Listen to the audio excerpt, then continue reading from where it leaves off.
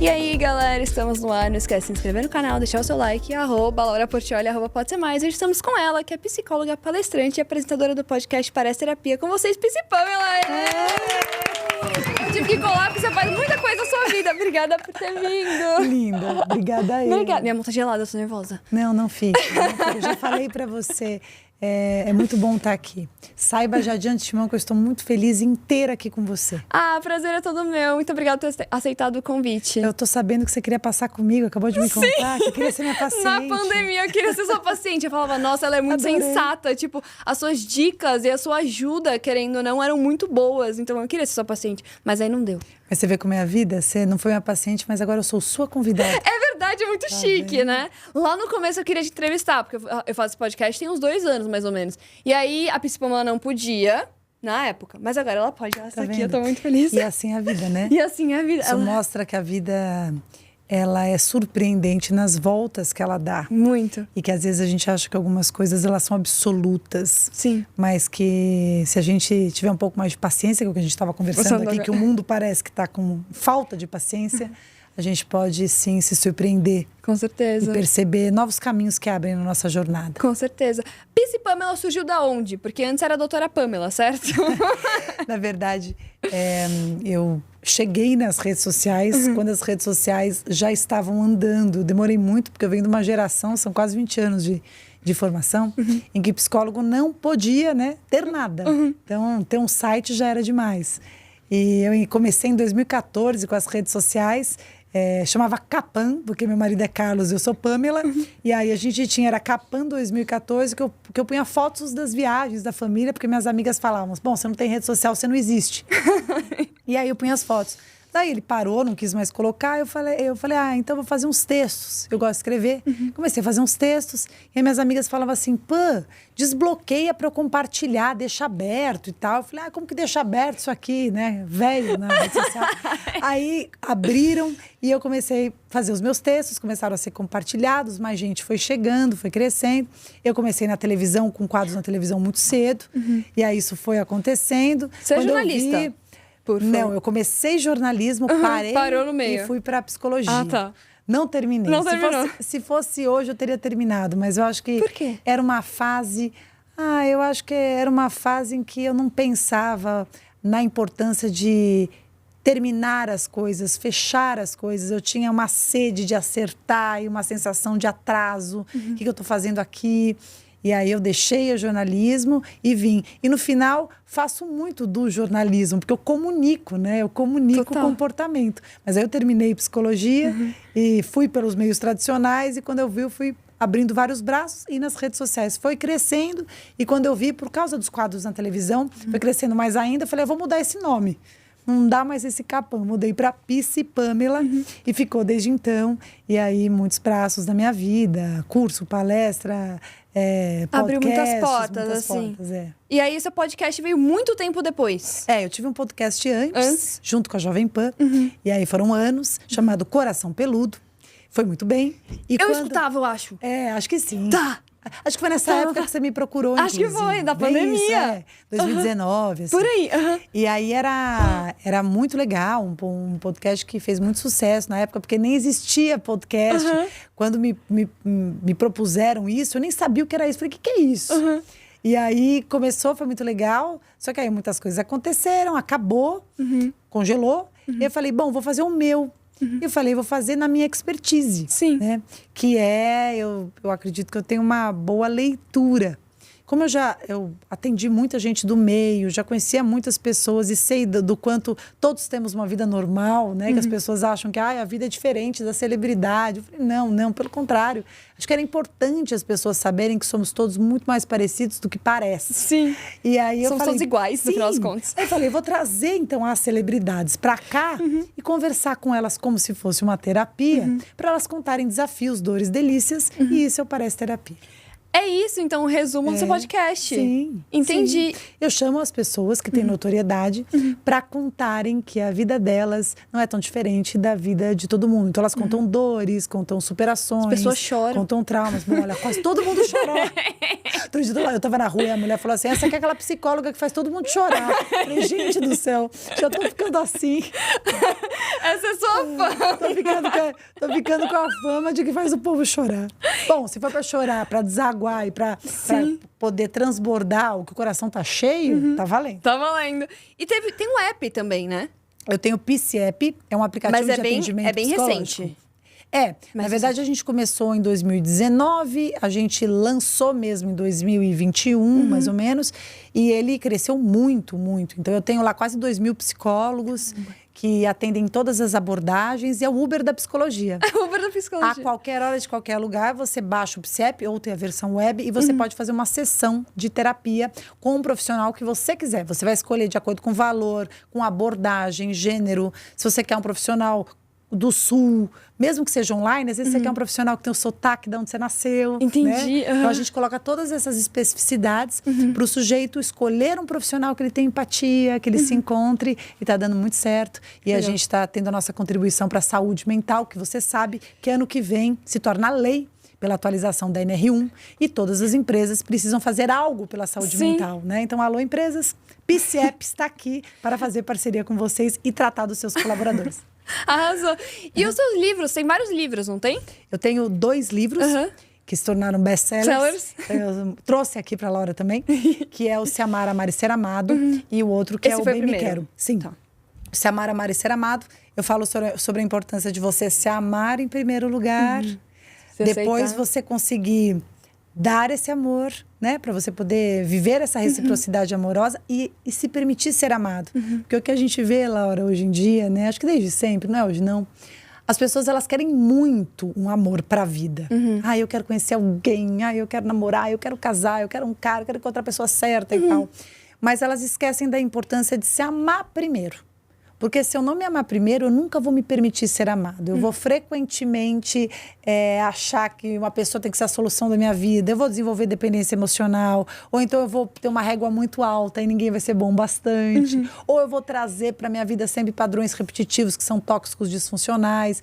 Então, quando você se ama primeiro, eu falo que é a blindagem emocional que você mais precisa. E faz uma grande diferença. E por onde começa, assim, se amar? Porque é um desafio, concorda? Tipo, não é fácil, assim. Não. Primeiro, eu gosto muito de convidar as pessoas a pensarem qual o tipo de relacionamento que tem chegado para elas. Que tipo de pessoa que se aproxima de mim e que fica. Que escolhe ficar. Eu falo que as minhas escolhas afetivas, minhas escolhas amorosas, elas funcionam como uma espécie de confissão. Confissão sobre mim. Se eu me relaciono com um egoístão e eu tô com esse egoístão um tempão, provavelmente eu tenho um coração extremamente generoso, ou seja, aquela pessoa que ame por 2, que faço a mais, que quero salvar o outro. E isso conta muito, por exemplo, como eu internalizei o amor na minha vida. Quando a gente chega no mundo, tudo que a gente mais quer é ser amado, é pertencer. E nem sempre nós somos respaldados dessa maneira. Muitas vezes nós chegamos em lares disfuncionais, nós sofremos abandono, rejeição, nós sofremos algum tipo de violência, ausência. Isso faz com que a gente internalize uma forma do amor. É assim que a gente entende. Exato. E quando eu tô mais velho, que eu começo, né, os meus ensaios amorosos, normalmente eu escolho o que eu conheço. Então eu me aproximo do que parece familiar para mim. É semelhante, não necessariamente eu me aproximo daquilo que faça bem para mim. E quando alguém diz, mas fulano gosta de sofrer, eu falo, não, ninguém gosta de sofrer. Mas muitas vezes eu trago para mim, eu aceito, eu me permito e eu escolho parceiros amorosos parecidos com algo que eu já sinto desde lá na minha vida, né, pregressa. Então, vamos supor, vivi muita ansiedade, muita angústia lá atrás. Então, eu me aproximo de pessoas assim, porque eu acabo entendendo que isso é normal em algum lugar da minha cabeça. É assim mesmo. E aí eu fico. Por isso que isso justifica porque tantas pessoas permanecem anos a fio em relacionamentos que são ruins. Aí você olha e fala assim, mas essa minha amiga, ela é tão legal, meu Deus. Essa minha tia, essa fulana, uma pessoa tão bacana, por que ela está num relacionamento desse? Porque racionalmente, talvez ela até queira sair. Mas inconscientemente, emocionalmente, ela está conectado à sensação que aquela relação provoca nela. Nós escolhemos as pessoas de acordo com aquilo que a gente acredita que suporta, aguenta e merece. Por isso que o trabalho de se amar, no começo, ele pode ser muito de fora para dentro. Mas logo ele vai, se tornando de dentro para fora, que é quando eu abraço a minha história. É quando eu me conscientizo de como ela foi e o que eu posso fazer hoje por mim. Não esperar que alguém me salve, mas eu começar a me salvar. Então, se me faltou amor, eu me amo. Se faltou proteção, eu me protejo. Se faltou que eu fosse poupada, eu me poupo. Se faltou que eu fosse validada, eu me valido. E tudo isso, quando eu faço por mim, eu vou me curando e eu vou me ensinando o que é o amor de verdade e como eu mereço ser amada. E aí eu vou gostando dessa ideia.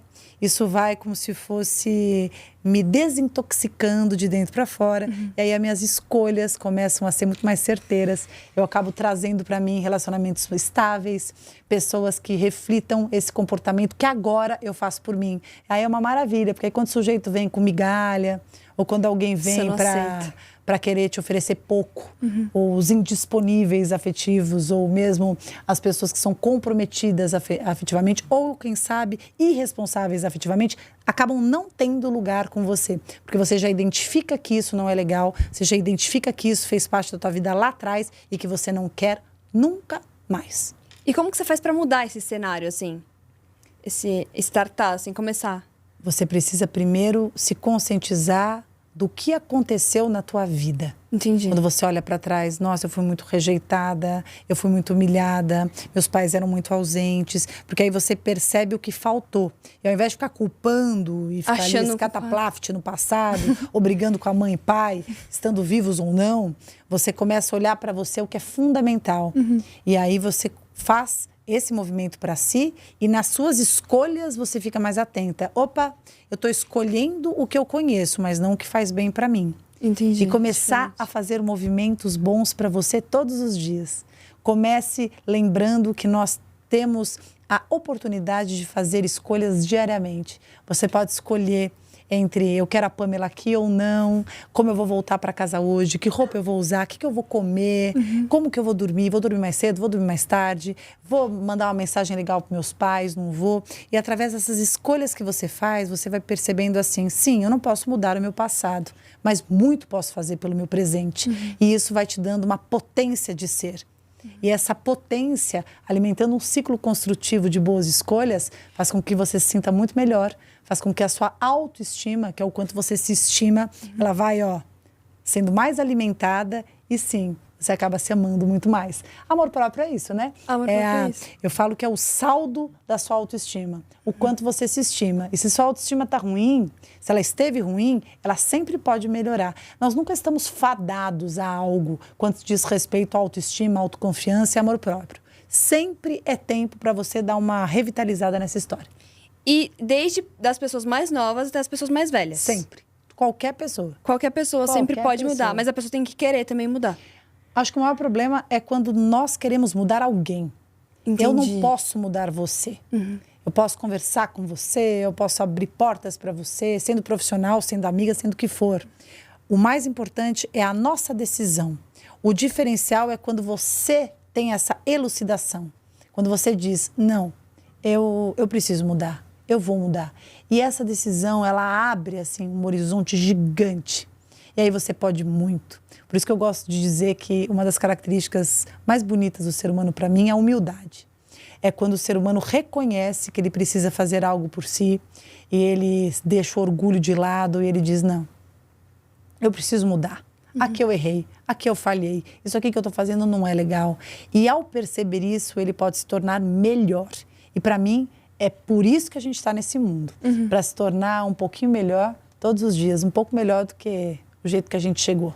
E como deixar esse orgulho de lado? Porque tem muita gente que é orgulhosa, né? O orgulho, ele existe porque ele está muito atrelado às nossas inseguranças, às nossas sombras. As pessoas que conseguem reconhecer as suas falhas, elas normalmente estão mais amadurecidas. Momento em que elas olham e falam, nossa, realmente não foi legal, realmente eu errei e eu terei que fazer muito sobre isso. É difícil recomeçar. Não é fácil ter que apagar e escrever tudo de novo. Não é fácil ter que reconhecer eu errei e perceber que muitas vezes eu não vou conseguir voltar atrás para escrever tudo de novo. Muitas vezes meus erros, eles custam, né? Eles custam perdas. Perda de amizade, perdas de grandes amores. Os nossos erros podem sim ser seríssimos, inclusive fazer com que algo seja extremamente prejudicado ou alguém. Mas o reconhecer disso vai muito além da culpa que eu temo ter ou não. Entendi. Mas o quanto eu posso crescer através disso. Existem pessoas que teimam tanto sobre as suas falhas que elas continuam falhando durante anos e cavando buracos para elas mesmas. Enquanto aquelas que há tempo conseguindo perceber as suas falhas e tendo a humildade para reconhecer, puxa, errei. E elas dizem desculpa, e elas dizem perdão, elas não fazem isso pelos outros necessariamente. Elas fazem isso para si mesmas. Porque a partir deste momento elas conseguem aliviar peso que elas carregam e que muitas vezes pelo orgulho elas não querem reconhecer. Então, a gente conseguir se despedir de orgulho, olhar nos olhos de alguém especial e dizer, não foi legal aquilo que eu fiz. Desculpa, eu errei. Olha, eu fiz isso, eu fiz aquilo, eu não acho que eu fui legal com você, mesmo que o tempo tenha passado, ainda que essa pessoa não queira te perdoar, ainda que pareça que não adiante, porque já foi, já faz muito tempo, isso é alívio de consciência. Isso faz com que você se sinta melhor consigo mesmo. Costumo dizer que desde o primeiro suspiro até o último, é com a gente que a gente está, né? Se tem alguém que está conosco o tempo todo, somos nós mesmos com a gente. Que a gente exercite muito o movimento de perdoar, o movimento de pedir desculpa, o movimento de reconhecer falhas, porque isso nos promove a atualização de nós mesmos o tempo todo. E como nós somos mutantes, a gente pode estar num aprimoramento contínuo. E isso é muito bonito. Acho que uma das coisas mais bonitas que eu vejo no ser humano, talvez até pelo meu trabalho, são pessoas que reconhecem as suas falhas e que se permitem mudar. Essas atitudes fazem com que elas cresçam para si mesmas. E sim, elas conseguem atingir patamares dos quais talvez elas nem imaginassem. Por que é tão difícil perdoar? Porque nós associamos perdão com merecimento. Fulano não merece meu perdão. Ciclano fez por merecer, agora vai padecer. Como se ao perdoar alguém eu estivesse aliviando uma culpa que eu tenho para mim, que essa pessoa deva ter, como algo que ela tenha que pagar, uma espécie de uma punição. Só que enquanto eu não perdoo, eu alimento um vínculo com essa pessoa, muitas vezes de raiva, de ódio, de mágoa. Perdoar não se trata do quanto fulano merece ou não, porque tem muita gente que falhou e errou feio com a gente. Mas eu não acho que somos nós que vamos cobrar isso da pessoa. A conta desta pessoa vai ser paga de tantas outras maneiras tão maiores do que a gente mesmo poderia cobrar. Cada um sabe o que fez. Em alguma instância psíquica sabe. E com o tempo essa pessoa vai sim encontrar meios ou não para fazer esse pagamento. E não precisa ser através de nós. Nós podemos nos libertarmos disso. Aliás, eu não quero vínculo com ninguém que tenha me feito algo ruim. Eu não quero qualquer tipo de link com alguém que tenha feito algo que eu não acho bacana. Então, eu perdoo todas as pessoas que tenham feito qualquer coisa que eu não concorde ou que não tenha me feito bem. Porque se essa pessoa não mudou, se essa pessoa não reconheceu, se essa pessoa não cresceu e se essa pessoa não soma na minha vida, o quanto eu estiver desvinculada dela será melhor para mim. Cada perdão que nós damos para alguém é um alívio que nós damos à nossa alma. Eu acho que são alguns anos que a gente ganha ainda nessa terra. E como receber esse amor? Que no seu livro fala sobre isso, né? Sobre receber amor. E como que é, tipo, como a gente recebe isso, sabe? Eu acho que o receber do amor... É o mais difícil, eu acho. Eu acho que você só recebe o que você identifica e você só se permite abraçar o que você entende que caiba em ti. Se eu me sinto um lixo, se eu não gosto de mim, se eu acho que eu não sou boa o suficiente, se eu não me admiro em nada, quando você vem e me faz um elogio, quando você vem e me faz um movimento bonito, eu facilmente posso desperdiçar, eu não acredito, eu não pego para mim. Imagina uma pessoa que você percebe o quão carente ela é de afeto. Aí você vai lá e tenta dar algo para ela. Não sei se você já teve experiência de tentar dar afeto para uma pessoa muito carente. Por mais que você dê, nunca é o suficiente. A pessoa sempre quer mais, ou ela sempre vai dizer que não é o bastante, ou ela sempre vai encontrar alguma coisa que você falhou. Sabe quando você tenta acertar, e daqui a pouco você dá uma escorregada, porque você é um ser humano. Essa pessoa, ela não aceita, ela é intolerante, ela logo vai te atacar, capaz que brigue, não fale mais com você. Você vai dizer, meu Deus, mas e tudo que eu acertei foi um erro e tantos acertos? Mas as pessoas carentes, elas são tão áridas, elas são tão vazias de si mesmas, que por mais que você dê, nunca será o bastante, porque não se trata do que você traz para elas, mas do que elas têm para elas poderem receber aquilo que você traz. Por isso que o primeiro passo na vida, você que fica falando que não encontra ninguém que te ame, você que fala que não tem amigos, você que fala que eu não acredito no amor e tal. Não acredito mais no amor, aquela coisa, já vi várias vezes. As pessoas que falam isso de verdade, não as que falam para fazer graça, quem fala de verdade isso, são pessoas áridas de amor em si mesmas. Porque eu não acredito no que você faz para mim. Eu acredito no que eu posso fazer. Entendi. Eu confio em você porque eu confio em mim. As pessoas muito desconfiadas, no fundo, elas não confiam em si mesmas. Tudo começa na gente. As nossas crenças, elas são autorreferenciais e são verdadeiras, novamente, confissões sobre mim. Quando eu sou uma pessoa que não minto, quando eu não minto, facilmente eu acredito nas coisas que as pessoas falam, porque a mentira não é um movimento da minha vida. Quando eu sou uma pessoa que aprendi a me amar, eu reconheço o amor que você direciona a mim. E o amor, diferente do que se parece, ele vem em vários formatos. O afeto, ele vem em vários formatos. O afeto vem num gesto, numa atitude, num comportamento, numa omissão, num convite. O amor, ele vem num elogio, ele vem num posso te ajudar? Como que você tá? Olha, tô aqui, tô indo aí. O amor, ele vem das mais variadas formas. Mas o ponto é, eu tô preparado para receber? O quanto eu estou me amando? O quanto eu estou me tratando com carinho? O quanto eu estou reconhecendo os meus limites e o quanto eu estou me posicionando na vida de uma forma que eu me preserve. Quando o amor começa em mim, quando eu começo a me amar, me tratar com mais apreço, me poupar, me respeitar, me valorizar, escolher quem eu trago para a minha vida, aí sim, eu começo a reconhecer o amor que vem de fora. E ao perceber que tem espaço hábil, terreno para tudo isso, eu aceito, eu abraço. E aí eu me nutro, porque eu me nutro do amor que eu tenho por mim e do amor que agora que eu consigo identificar. Um ponto que acontece, Laura, com muita frequência na vida, é nós desperdiçarmos oportunidades de amor. Como que isso acontece? Quando eu não tenho amor dentro de mim. Entendi. Quando eu não acredito no amor de acordo com as experiências que eu vivi. Quando eu não me sinto ainda suficiente para ser amada. Quando eu estou presa nas histórias mal resolvidas, achando que o amor da minha vida é aquela pessoa que me pisoteou, que me machucou, que escolheu não estar comigo.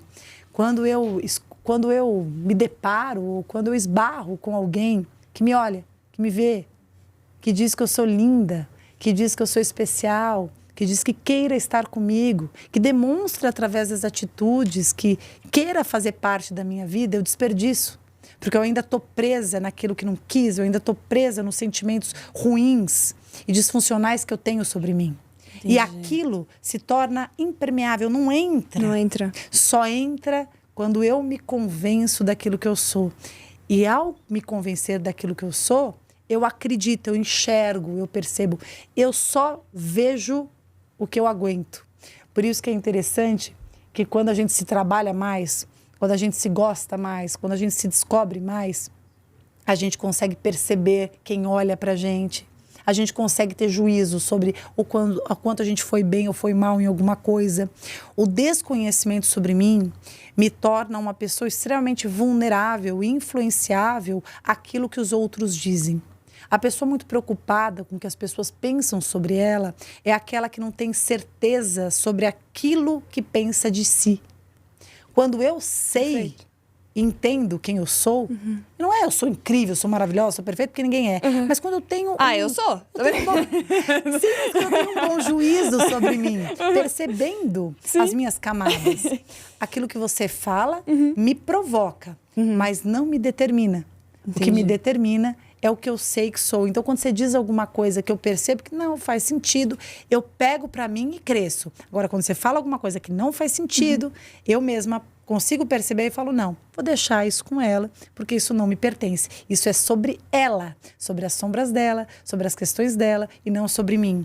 Isso faz com que eu me proteja e, ao saber quem eu sou, eu consiga chegar muito mais longe. E os ciúmes? Como lidar com ciúmes? Tem gente que é muito ciumenta, né? Claro. Mas isso é um problema? Eu acho que o ciúme, ele tá muito atrelado às inseguranças. O ciúme, aquele ciúminho de que, mas você vai sair assim tão lindo. Mas quem, né? Mas, tem certeza? Poxa, eu não gosto muito que você dê carona para aquela pessoa. Eu acho que isso mostra porque você gosta da pessoa, porque, obviamente, que tem situações que são ameaçadoras, sim, e aquilo mexe com você. E se você consegue falar, trocar, e o outro cuida dessa sua dor, eu penso que isso é bastante saudável. O ciúme mais perigoso para mim não é só o reflexo da insegurança da pessoa que se sente ameaçado com qualquer situação e se torna um ciúme patológico, que ela só pensa nisso e ela quer que mande as conversas, que mande foto, quer gerenciar a roupa que a pessoa vai, ela fica lá inspecionando tudo que a pessoa faz. Eu acho que isso vira um inferno, paralisa a vida da pessoa e a pessoa fica completamente sem liberdade. Mas para mim o pior disso é quando se encontra com um par, uma pessoa que alimenta tudo isso. Que ao invés de cuidar, ao invés de desmistificar, ao invés de tranquilizar, potencializa. Entendi. Provoca tudo. mais. Provoca mais. Provoca mais e faz movimentos para que essa pessoa vá surtando cada vez mais. Aí viram aquelas relações doentias. Isso é o que mais me preocupa. Porque existem pessoas que se aproveitam dessa fragilidade do outro e se alimentam através disso, como se nutrissem a sua própria vaidade através da insegurança alheia. Então, sim, a gente pode entender que muitas vezes o ciúme é a insegurança, é reflexo da dificuldade do indivíduo de acreditar que ele pode estar naquela relação, que pode ser amado por aquela pessoa, que aquela pessoa sim vai respeitar, muitas vezes ancorado a traumas, ancorado a feridas mal resolvidas e uma autoimagem talvez distorcida, não só de autoestima, quanto de autoconfiança também. Mas quando se pega alguém que tem algum tipo de transtorno de personalidade, uma pessoa manipuladora, perversa, sádica, narcisista, aí sim a gente tem desfechos seríssimos, muito piores, que não é só sobre a fragilidade do outro que tem o ciúme, é sobre o quanto esta pessoa potencializa, gosta e regurgiza ao perceber essa insegurança, se alimenta disso e provoca e faz o diabo justamente para o outro se ver torturado e nisso essa pessoa tem um gozo, uma espécie de gozo sobre essa conduta. E como se curar? Do ciúme? Tudo, na verdade. Olha, eu acho que primeiro eu preciso ter consciência do ciúme. Preciso perceber que o ciúme, ele parte não só de um movimento que o outro faça, mas também de mim. Eu não consigo ter paz. Isso se repete em vários relacionamentos, não é com essa pessoa especificamente. No relacionamento passado, no outro relacionamento. Isso está me prejudicando na minha vida, eu não consigo ter concentração, eu fico pensando na pessoa. Eu acho que qualquer coisa vai acontecer. Eu fico olhando as redes sociais, o que está acontecendo e não consigo tocar esse barco. Quando eu percebo isso, o ponto para mim chave vai ser a pessoa com ela mesma. Como ela se percebe? Que respaldo ela tem? Quem é ela? Por que será que qualquer pessoa que esteja com ela vai traí-la? Por que será que qualquer pessoa que esteja com ela não vai respeitá-la? Que tipo de pessoa ela é? Que tipo de valor que ela reconhece nela? Que as pessoas que estão com ela sempre serão facilmente levadas por alguém que esteja no externo. Então eu gosto muito desse olhar, porque eu penso, quando eu sei do meu valor, quando eu tenho os meus contornos, quando eu entendo a potência que eu sou, tudo bem, como eu falei, posso ter um ciúminho aqui, outra colar, mas eu vou ter na minha mente que se essa pessoa não valoriza e ela facilmente vai querer estar com outra ou ela vai fazer algo que possa ameaçar a relação, ela não merece estar comigo. Né? Entendi. Não é sobre o quanto eu tenho que ser mais bonita ou melhor para que essa pessoa não me traia, mas o quanto aquilo que eu sou já é suficiente para que essa pessoa queira cuidar da relação. Queira ficar comigo. E eu quero a pessoa que valoriza e quer ficar comigo, que cuida da relação. Não é sobre o meu ego, não é? A pessoa que faz isso, ela não está me traindo, ela está desrespeitando a relação e colocando a relação em risco. Então, se ela não reconhece o tamanho e o valor do relacionamento, eu reconheço. E aí eu quero mesmo que essa pessoa fique bem longe de mim, que ela vá com a primeira aí, que é, né, o rabo de saia, que ela olhar e que ela achar mais interessante que eu. E como recomeçar pós-relacionamento? Término de relacionamento? Bom, primeiro, términos doem. Qualquer tipo de término, né? Términos são difíceis. Nós não começamos nenhum tipo de relacionamento para que termine. E quando a relação termina, há um misto de sentimentos. Não é só sobre o quanto eu gosto ou não gosto mais da pessoa, mas é o quanto isso me custa. O quanto isso custa mudanças, o quanto isso custa dinheiro, o quanto isso custa me repaginar, o quanto isso custa lidar com família, com influência, com amigos, o quanto isso custa imagem, o quanto isso custa sentimentos, o quanto isso custa muitas vezes falar com os filhos, o quanto é custoso tudo isso e o quanto isso impacta tudo que construí e acreditei sobre aquela relação. Então, términos são, sim, muito custosos, muito difíceis e exigem muito de nós. Só que términos são processuais. Entendi. E não há nada sobre término que seja mais difícil, mais doloroso, mais custoso do que se manter numa relação ruim, do que passar ano e entrar ano e você continuar no relacionamento que te deforma, só se afundando, que te afunda, que tira de você, que corta suas asas, que diminui seus sonhos, que faz com que você tenha que se apequenar ou mesmo levar o outro nas costas. Então, por mais que términos sejam muito sofridos, porque são uns mais, outros menos, mas sempre nos custam muito, é um processo. Enquanto se manter em algo ruim anos, eu penso que é desperdiçar o que há de mais precioso, tempo de vida, qualidade de vida. Então, eu acho que não importa o tempo, que logo você perceba que, por mais difícil que seja, é um processo. E que nada é mais difícil e mais doloroso do que continuar num lugar que não te caiba, num lugar que há tempos você já sabe que não é mais para você. Perfeito. E o que é, aliás, o que é não, mas como que você identifica um relacionamento abusivo? Relacionamentos abusivos são relacionamentos, como diz o nome, eles abusam de um limiar. Quando você percebe que você mais chora do que ri, quando você percebe que você vive um sofrimento contínuo, seja por silêncios ensurdecedores, sejam com críticas, colocações, palavras, tratativas que te desrespeitem, que deformem o que você entende como princípio, que não considera os seus valores, alguém que te apequene, alguém que corte suas asas, alguém que te distancie do que há de mais importante para você. Seus amigos, seus familiares, seus hobbies, aquilo que para você é gigante. Então, se você está num relacionamento que você percebe que você precisa fazer tudo que o outro quer, do jeito do outro, e que a sua individualidade não é respeitada, preservada, não importa, e que você precisa sempre agradar essa pessoa, ou mesmo pisar em ovos para que ela fique feliz, ou para que você tenha certeza que ela não vá te abandonar, e que frequentemente você se sente culpado, e que frequentemente você se vê investindo o seu tempo em tentar agradar, convencer, fazer essa pessoa entender ou torná-la algo que você acha que precise, que seja fundamental para a relação, a chance de você estar numa relação abusiva é gigante. Relacionamento não é sufoco. Relacionamento é um lugar de estabilidade. A relação, ela tem que estar na sua vida para somar. Se o relacionamento não é construtivo, se pergunte, o que eu faço aqui?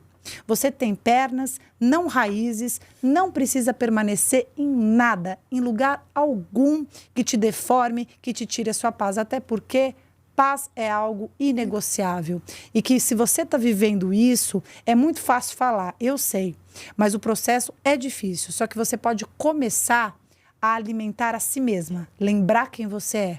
A gente esquece quem somos em relacionamentos disfuncionais. a gente se deforma tanto para fazer aquilo acontecer, para permanecer, a gente é tão machucado na autoestima, a gente se perde daquilo que a gente já não se reconhece, a gente já não usa a roupa que a gente gostaria, a gente não é do jeito que a gente gostaria, a gente não faz o que a gente gostaria, a gente simplesmente se torna um produto daquela relação. Aquilo que cabe, que é possível, que o outro deixa. Ah, porque eu não quero que ele brigue. Ah, porque eu não quero que ele grite. Ah, porque eu não quero que ele fique nervoso. Ah, porque eu não quero que ele trate mal minha mãe. Ah, porque eu não quero que ele trate mal meu filho. E nessa, você vai vivendo preso dentro de si mesmo. Então, é um relacionamento horroroso. Mas, ao mesmo tempo, como você está frágil, você não consegue ter recursos e nem percepção do quão deformado aquilo tem para sair. Você vai normalizando o anormal, você vai suportando o insuportável, você vai romantizando aquelas condutas, porque você está tanto tempo ali que você já perdeu a noção do limiar, do bom senso, você já não tem ideia. Não, mas será que não é assim mesmo? Ah, porque ele é assim, porque ele tem isso e tal. Um exemplo disso. Por exemplo, ele é nervoso quando ele bebe só. Ah, mas ele é assim porque ele sofreu muito na vida. Ah, ele age assim comigo porque ele já foi traído na outra relação. Ai, coitado, também veio de uma família super tóxica, né? Por isso que assim, ele tem um medo de ser amado. E essas histórias que nós contamos para tolerar o intolerável faz com que nós fiquemos nessas relações que nunca nos couberam. E justamente para que nós caibamos ali pela nossa carência, pela nossa falta de merecimento, pela nossa baixa autoestima, a gente vai o quê? Se apequenando, a gente vai se distorcendo, a gente vai se perdendo de nós mesmos. Então, a primeira dica quando você se percebe numa relação abusiva, disfuncional, é que você, antes de querer se livrar dele, ou de todo mundo falar que você tem que se livrar e você não saber como fazer isso, e ficar se perguntando, mas será que ele é mesmo? Ou procurando no Google o que é relacionamento abusivo para se convencer daquilo que você já sabe, mas não consegue ver, se encontre. Você nunca vai encontrar, você nunca vai enxergar o quão abusivo é a pessoa, o quão disfuncional é a pessoa, enquanto você não se perceber, enquanto você não enxergar a si mesmo. Volte a se enxergar, vai se resgatando aos poucos, vai se aproximando de pessoas que você com certeza se afastou, vai entendendo quem você é, vai se surpreendendo ao se reencontrar consigo mesmo. E isso vai te dar força o suficiente para você ter discernimento daquilo que você vive. E que você possa, em algum dia, olhar e falar assim, isso não é para mim. Eu fiz o que eu pude, mas agora eu quero ser feliz. Eu quero viver, porque nunca é tarde para você se libertar. Nunca é tarde para você ser feliz. E não há nada mais valioso na tua vida do que o seu tempo se sentindo bem consigo mesma. Porque às vezes você olha e fala assim, mas eu já tô aqui casada há 10 anos, eu tô namorando há 5, mas eu tô há 15, aí eu tô há 20, não importa. Se você puder viver esses outros anos da sua vida em paz, bem, com você mesmo, porque relacionamento não é necessidade, é escolha. Acho que é libertador. É tão bom você poder fazer o que você quer, você poder ter os seus amigos, você parar de ser criticado, você não ficar vendo os seus familiares que você tanto ama sendo maltratados, ou sendo tratados com frieza por essa pessoa que está com você, porque não se interessa por nada que é do seu mundo, só do mundo dela. Porque pessoas abusivas são sempre egoístas e você merece muito mais. E a traição? Como lidar? Tá tenso o negócio aqui. Traição dói. Traição é difícil. Traição, infelizmente, é uma conduta que muitos seres humanos têm, porque o sujeito não trai o outro necessariamente. Trai ele mesmo. Ele trai a ele mesmo, ele trai a proposta de vida dele. As pessoas leem muito que fulano foi traído, mas como se a responsabilidade fosse do fulano. Fulano foi traído. Ele que estava dormindo no ponto e não viu. Né? Poxa vida. Então, eu acho que as pessoas que traem são pessoas que mostram o quanto elas estão perdidas nelas mesmas. Há muitos motivos para traição. Muito embora eu considere que não se justifica, mas se explica, né? Não se justifica, mas se explica. Podemos ter desde a pessoa que é bom caráter, mas ela é imatura. Ela está numa fase de crise existencial, em que ela não está conseguindo se encontrar, em que talvez mergulhada em alguma falta sobre ela encontre na traição um único recurso para conseguir fuga sobre aquilo que ela está vivendo. Não acho que é certo, mas isso acontece. As pessoas que têm transtornos de personalidade, por exemplo, as pessoas que são compulsivas, as pessoas que são narcisistas, o psicopata, os perversos, que vão trair muitas vezes porque a forma dela de ser, e não há consciência, não há qualquer empatia, não há qualquer compaixão, não há sensação de que fez algo de errado. Pelo contrário, elas fazem porque elas querem e pronto. Porque e vão legal. ficar muito preocupadas, sim, e vão ficar muito preocupadas se forem desvendadas, porque elas vão ser prejudicadas em algo que é muito importante para elas. Entendi. Então, a traição, ela acontece de vários formatos. Não temos só a traição sexual, temos a traição, por exemplo, financeira. O fato é que ser traído dói porque você acredita, dói porque você constrói algo sobre a pessoa. Você defende, né? Dói porque você defende, porque você construiu e você acreditou e você inventou algo sobre aquela pessoa, e quando a traição acontece, você automaticamente volta para si. Você se pergunta, você pode até brigar porque fulano é isso, aquilo, mas no fundo você fala, meu Deus, o que faltou em mim? Tanto que muitas pessoas que são traídas querem saber com quem foram traídas. Como é essa pessoa? Deixa eu ver como ela é. Deixa eu ver se ela é bonita. Deixa eu ver se ela não é. Como se isso fosse justificar, amenizar ou mesmo causar algum tipo de alívio ou dar algum tipo de justificativa que a gente busca. Quando, na verdade, a traição, ela é uma paulada, ela é um golpe grande no nosso coração e que nos abala. Nos abala a autoestima, faz com que nós nos sintamos completamente traídos por alguém que nós amamos, por alguém que nós acreditamos. É como se nós nos sentíssemos muito sós no sentimento que nós tínhamos com aquela pessoa. A frase que eu mais escuto quando algum paciente traído me procura é: como que ele pôde? Como que ela pôde? Eu gostava tanto dela. Eu gostava tanto dele. A traição no relacionamento amoroso, a traição na amizade, a traição na família. Como pôde? Como aquela pessoa que eu confiei, que eu acreditei, que eu depositei, como ela pôde passar por cima de mim? Como ela não me considerou? A sensação de orfandade naquele sentimento. A sensação de abandono naquilo que se sentia. O sentimento de ter estado sozinho sentindo algo tão imenso. E isso faz com que nós questionemos muito, não só a nós mesmos, mas a verdade dos vínculos. E talvez durante um tempo demore para que a gente volte a acreditar que podemos confiar novamente. Porque a traição mais dolorosa não é daquela pessoa que pouco nos importava, não é daquela pessoa distante, não é daquela pessoa que eu vi uma, duas vezes, é daquela pessoa que eu confiei. É daquela pessoa que eu costurei elo, é daquela pessoa que eu fiz aliança, é daquela pessoa que eu adotei no meu coração. Eu fiquei sabendo que você trouxe livro pra gente. Sim. Eu quero ver a capa. Sim, senhora. Eu pus aqui pra não atrapalhar. Tá aqui. Se Amar... É best-seller, né? É best-seller. Vende em todos os lugares. Todos os lugares, Tá. Principalmente se você quiser no meu site, pamelamagalhães.com.br. Tem curso A lá editora também, que eu Matrix. fiquei sabendo. Tenho muitos cursos, tenho curso de amor próprio, tenho curso de relacionamentos abusivos, caso você esteja vivendo uma dependência emocional. Tenho muitos cursos. No meu site, pamelamagalhães.com.br, você encontra.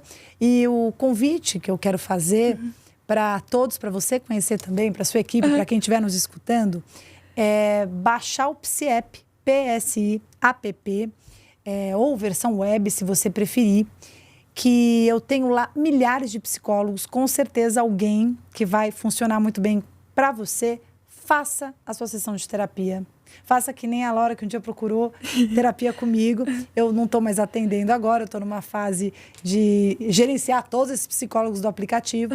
Mas procure, porque nós temos profissionais lá desde R$50 a outros valores, claro, profissionais menos experientes, mais experientes. Mas o mais importante, cuide da sua saúde emocional, cuide da sua mente, porque dor emocional não tem hora, e o meu aplicativo, ele tem profissionais para te atender 24 horas por dia. Então, qualquer hora, de qualquer lugar, só basta ter internet, você entra lá, encontra o profissional e siga o processo com esse profissional que você gostou, que você encontrou, porque a gente entende hoje que quando nós temos um bom autoconhecimento e quando nós temos espaço para falar aquilo que mais perturba, a nossa vida fica infinitamente melhor e a gente se salva de muitas somatizações físicas ou emocionais. Psi Pamela, gostaria muito de agradecer. Muito obrigada. Querida, obrigada por tudo. Obrigada, eu que agradeço. Me emocionei junto com você, foi incrível. Muito obrigada. Linda, eu te agradeço, você é um doce. Muito obrigada.